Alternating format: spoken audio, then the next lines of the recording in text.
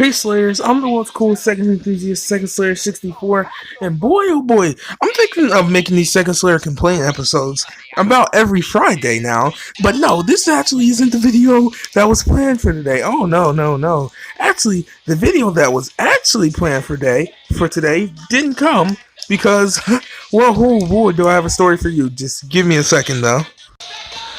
Sorry, for some reason my controller always messes up on reading. But no, boy, do I have a complaints episode for you today. Huh? So, you want to know what we're complaining about today, or what Second Slayer is ranting about today? Well, let me just tell you. Today's rant episode is about emulation. Oh my god. What last week's episode was about video editing and the problems that come with it. Well, today's video is about video emulation. Another big part of, well, particularly my videos and probably a lot of other retro YouTuber videos, and that, oh boy, do you gotta go through a lot when you're trying to get emulation up and running. From emulators not working, to certain games not being supported, to straight up music not working right. There's so much that just irks my nerves about emulators, and particularly, and this is an even bigger problem on Android than it is on PC, because most of the PC emulators I have work pretty well, you know what I'm saying, up to about PS3. Even Wii U works pretty good, you know what I'm saying. But on Android, it's a whole different story. Now keep in mind, I've been doing Android emulation, I'd say, since about maybe 2010 is when I got started fully with Android emulation. You know, I'm a huge emulation guy. I love emulation. I think emulation is great. You know, it helps preserve certain classic franchises and consoles that others just don't care about. You know what I'm saying? You know, it's really cool. You know what I'm saying? In my opinion, I love emulation. But, I don't like the problems that come with emulation. So, today's video was actually not supposed to be a Second Slayer complaints video. Oh, no. Or a Second Slayer rant video, whatever one I decide to call it. Today's video, my friends, was supposed to be on Sega Rally 2. But you want to know what ended up happening? Sega Rally 2 decided, no, Second Slayer, we're not going to work today. So, I looked it up, and apparently Redream hasn't fully implemented full support for Sega Rally, which, you know, when I say the problems with emulation, I don't have I'm not saying this is discredit to the developers or anything. No, you know what I'm saying, they're working as fast as they can, you know what I'm saying, and it's amazing how many games run so good on Redream and all that. But I've just ran into a couple that have just completely ruined my whole video ideas because they won't work at all. And the only other alternative to Redream out there, at least on Android, is Raycast. You know what I'm saying? And Raycast sucks. Let me explain to you. The hassles of emulators, there's a lot, especially with anything, I'd say, starting with PlayStation, starting with anything past PlayStation 1, N64, and anything past PlayStation 1, I'd say, requires a BIOS. You know what I'm saying? N64 doesn't require a BIOS because it usually comes with one. But essentially what a BIOS is like the actual system's OS, the kernel for the BIOS, for the system, you know, like the Dreamcast's menu, or the PlayStation 2 startup menu, or, you know, just things like that, you know, the system needs to work, you know what I'm saying? And BIOS suck, you know what I'm saying? I think most emulators, if you really want to be honest, a lot of emulators would just do particularly better if they just took the Redream approach, and it might take longer, you know what I'm saying, if they just took the Redream approach and came with a BIOS. So I can't use Raycast because the Raycast doesn't have a BIOS, and I tried setting it up. I spent an hour trying to set the Raycast BIOS up, and it didn't work. So I gave up, you know what I'm saying? And this was back on my Moto G6 because I couldn't, when I had the Moto G6, which Martian now has. When I had it though, Redream wasn't available, and that's another thing. Certain emulators aren't available for certain devices, and that is just extremely annoying. Like, most people don't care, you know what I'm saying? Because most people who use emulation use it as just a way to play the game, you know what I'm saying? Me though, I use emulation to play, to do my videos. I need it. It's a necessity. You know what I'm saying? Yes, I own a Dreamcast. Yes, I have a Genesis. I still have a Saturn. I think I still have a Saturn. I don't know where it is. If I still have a Saturn, which I should. I mean, it's my favorite console of all time. But yes, I have all that. But I don't have every single game, that I need to review. Or if I do, I can't go through the hassle of simply, even if I do go through the hassle of unpacking the game to each if I did go through the hassle of like what was I gonna say? Even if I did go through the hassle of like taking every individual game from this, some of them I do have already backed up and already do play the backups from certain games. But others I just don't have, and even if some games just are completely rare and just unavailable, like some of these games are super expensive and most of us can't afford them. Some of these games aren't even playable on, like, some of these games, like, very rare. Like, let's say Tetris for Genesis. No one's getting their hands on a copy of that. And yes, I do have a capture card. Yes, I do have a computer. And yes, I could just do things that way. But it's a lot of unnecessary work that I really just don't need to take up. You know what I'm saying? Especially when I could simply do it the faster and easier way. But then you run into problems when, okay, take Sega Rally 2, which is what I was going to review today. I don't have that physical game, you know what I'm saying? I don't have a way to play it on Android. Sega hasn't released it. As far as I can tell, Sega hasn't released it on Android, so I have no way to review that game. So now, I can't review that game yet, at least not yet. I might be able to pull it up, get it up on my computer up and running. But then again, I use Redream on there too, because again, no BIOS required. It comes with one. And BIOS as a whole are just a huge hassle. And I think having a BIOS not included in your emulator kind of hurts the emulation scene, because me being a huge emulator person, you know what I'm saying? I can set up emulators. So I've done it. I've been doing it for years. I can continue to do it probably forever. But I've been setting up emulators for a while, so I'm used to this type of stuff, you know what I'm saying? Getting a BIOS can still be frustrating for me sometimes. It's not always straightforward, but most of the time I'll get it, you know what I'm saying? But the thing is, for newcomers, to the emulation scene, they might be put off just by the fact that you have to get a BIOS and all that extra stuff that no one wants to do just to play some games on the go. And I think emulation for Android is awesome. It's really even more important to me. I think emulation for Android is a lot more important, even so, than emulation for PC, which is extremely important, you know what I'm saying? But then you just have straight up another problem plaguing the emulation scene on Android are scam apps. Literally, some of these, like, let's just take, I'll be right back so I can show you an example. This right here is an example of a scam app. Demon, I always just say Demon PS2 Pro PS2 emulator PSP PP SSPP PS2 EMU. Okay, this is a totally legit emulator, right? It works, but here's the scam part of it. Okay, this emulator cost $10 to emulate PS2, and the main problem is, if you look at it, it has a lot of bad reviews. Absolutely terrible app, freezes, crashes, runs slow, glitches, bugs, and every other problem. It's not even playable, complete ripoff. And some of you might be out there saying, well, it's probably not playable because you don't have a powerful enough phone. You know what I'm saying? Well, no, that's not even the case, because most of the higher end phones still can't even run this PS2 emulator. And and you could say, oh, that's just a problem of limitations. Well, guess what else? This app hasn't been updated in forever. Updated November 16th, 2020. As soon as I say, bro, okay, first off, okay, listen, yeah, November 16th, 2020, but the update wasn't worth anything. Let's see what they added. Where is it? You can see there's not even any patch notes. It says it's been updated, right? No, it actually hasn't been updated. It says that it hasn't, and I can promise you it hasn't. I've seen reviews and all that. They don't update this app. The compatibility hasn't been updated. Most of the games still don't work. Most of the settings are the same from when it originally released, and all around it's just a scam. And you see other PS2 emulators right here that claim to work, and some of these actually do work Hold on. First off, now that's already fake because Discover the World of PlayStation 2, that's clearly Sonic Generations. That's GTA San Andreas. That's Crash Bandicoot 1, a PlayStation 1 game. That's a FIFA game, but it's way too good looking. Who's that, Ninja Gaiden? Oh, that's Hitman. I don't even think Hitman was on PlayStation 2, was it? It might have been, whatever. But this one, it's a rip. It's a rip of PPSP, a PSP emulator, not their product, and not a PS3 emulator. It doesn't.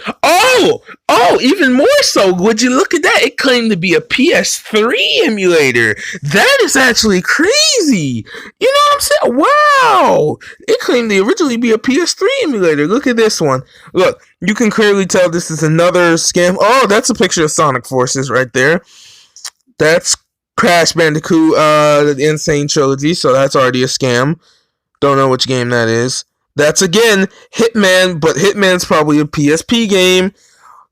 I don't know, not work and crashes every time I keep trying to open and play a game. I will stick with Common PS2 Pro as it actually works for some games, not like this app which doesn't work at all. Ha ha ha, the last and fastest PS2 emulator in Android Global? I don't think so. No offense. Put frame skip like in PPSSPP and I'll rate you with this emulator.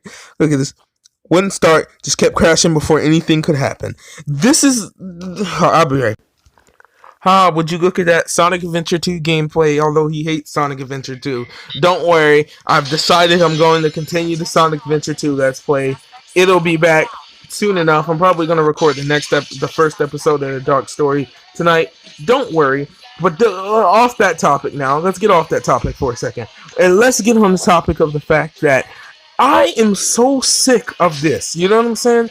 I'm so sick of these scam emulators popping up on the Google Play Store, claiming to be something they're not. Like, I've seen the worst one. I think the worst offender I have seen so far was an emulator legit claiming to be a PS5 emulator and an Xbox Series X emulator. Okay? Now, those consoles just came out. Do you think an Android phone that can't even really emulate PlayStation 2 can emulate an Xbox Series X, the most powerful console in the world?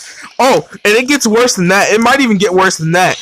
I've seen straight up PC emulators, and you might be thinking, well, SEGASLAYER. Well, there are stuff like GeForce Now and Google Stadia, which just streams PC games from the cloud into your mobile device. And yes, that is true. But no, we're talking about something that claimed to be an emulator, not a cloud service. Okay, if it claimed to be a cloud service, that would have been okay, fine and dandy, and it wouldn't be getting talked about here. No, it claimed to be an emulator, and from what I saw when I read the replies, and this is gone now. I just saw this a few days ago. When I read the comments, people were saying it's a virus, it's a scam, don't download it, it will mess your phone up, and that right there in of itself is just like outright terrible. You know what I'm saying? That's one of the worst parts that plagues the emulation industry as a whole. Fake emulators. Like, dude, you have these fake emulators claiming to be stuff they're not, and then you have poor souls out there who go and they think, hey, I can emulate an entire PlayStation 5 on my console, on my phone. Why do I have to pay a staggering $500 for a Series X or a PlayStation 5 when I can just emulate it on my $50 Android phone that I picked up from Family Dollar? Okay, why, dude? And then I personally blamed Google for this. You know what I'm saying? I partially blame Google for this because, well, at the same time, I mostly blame Google actually because they don't do nothing to take these apps down. And it's not like emulation is and some of you might be thinking, well, SEGASLAYER, if they took one emulator down, wouldn't they have to take all emulators down? No, it is not illegal to emulate. It is actually illegal to get ROMs, not emulate. Emulation is completely legal. Why would, because I mean it's essentially the same thing as reverse engineering, and if really who we can thank for that is, guess who? Sega, because Sega tried to take EA to court because EA reverse engineered the Sega Genesis. EA ended up winning that battle, and it set the precedent that reverse engineering slash emulation is not an illegal practice. It is totally legal, especially if you do it on a consumer device. So essentially, no, emulation is completely fine. So Google has the ability to step in and take down these scam emulators, and to their credit, they do, only once you report them, because if you don't, Google will do diddly squat, and these emulators will just be left up there either lying or spreading viruses or doing whatever the heck these fake emulators do. I'm talking about, I swear, some of these emulation scams just get so bad. Then you got some scams that are less bad, like emulators that charge you $10 for an emulator that you haven't updated in years, and just doesn't work properly, even on these higher end devices. Even on like straight up gaming phones, PS2 still struggles. What the heck is going on here? PS2, hey big, PS2 should be doing perfectly on these higher end phones, especially considering some of these higher end phones are giving the freaking Switch a run for its money. You know what I'm saying? The Switch itself is just a phone. So like, what is going on now? These processors are way capable enough to do PlayStation 2, yet you're still charging $10. Listen, here's how I feel. You know what I'm saying? If you're not going to update the emulator anymore, any worthwhile updates at least, because you sure aren't updating it to where anything works properly or something like that. If you aren't even going to bother updating these emulators with, you know, working cores and all that, updating them so they're actually starting to work on more modern devices, and even some of the more modern lower end devices, you know what I'm saying, then make the emulator free. Because if you're not going to spend your time working on it, you know what I'm saying, then you shouldn't really do it at all, you know what I'm saying. Plus you have another and you can, especially because I feel like there's no excuse. You can say, okay, well, maybe PS2 is just really hard to get working, and I can also make the counter argument. Oh well, GameCube works, and we can actually work pretty freaking good on a lot of people's phones. And then you can also make the counter argument, well, Wii and GameCube are two different systems from the PS2. But then I can also make the argument that the GameCube and the PS2 are almost exactly, they're extremely similar. In fact, every console from that generation, but I'd say the Xbox and Dreamcast are extremely similar. The PS2 and GameCube are extremely similar. In fact, in most cases, the GameCube and the PS2 and the PS2 is weaker than the Wii. But you know, you could say whatever it is, but if you're taking $10 from people to charge for your emulation app, you should at least expect somewhat good performance. And you know, it is kind of sad, you know what I'm saying. I think really the only way to fix the emulation scene is to really just, I guess you can say, let's see, what could you do to fix the emulation scene? First off, Google can step in, and a couple more other people can step in and say, hey, these apps are fake. Second off, I think we need a little bit more competition, because right now, what we have right now in the emulation scene for all consoles is just kind of lacking, you know what I'm saying? Like, there's some, I think, here's the problem I also think. We have too many people coming in trying to make emulators for consoles that have had extremely good emulation for like a long time now. Take the N64. There's still new N64, Genesis, and Super Nintendo emulators being put out. Like, come on. We've hit probably the peak of what we can do with those systems. You know what I'm saying? On mobile, I'd say the king is MD.EMU. On PC, it's clearly Fusion. But we're at the peak now. You know what I'm saying? It's time to stop, okay? It's time to stop. We've had enough of like Genesis and all that. I think we need more people in at least the 32-bit scene. You know what I'm saying? But in reality, we need more people in the 128-bit scene.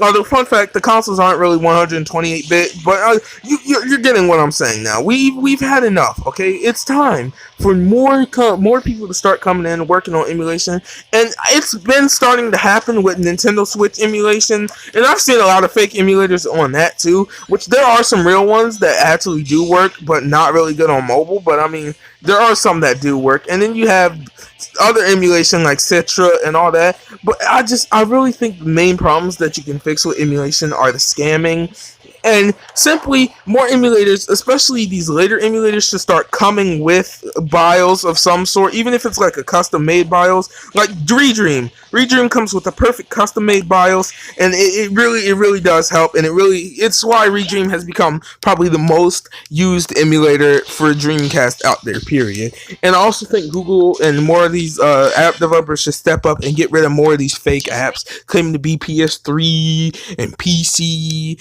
and let's see, and PS2 emulators, and they don't work. Okay, it's kind of annoying. That being said, this video was just made because I was kind of mad about Sega Rally 2 not working, and I have some gripes to talk about with emulation, and I wanted to make this video to get this out there. That being said, if you're new here, if you could subscribe, that'd be really awesome. We're trying to reach 200 subscribers, and we're only 8 subscribers away. Make sure to share this video with your friends to become a Super Slayer. I've been the world's coolest Sega enthusiast, SEGASLAYER64, and until next time, have a good one, Slayers.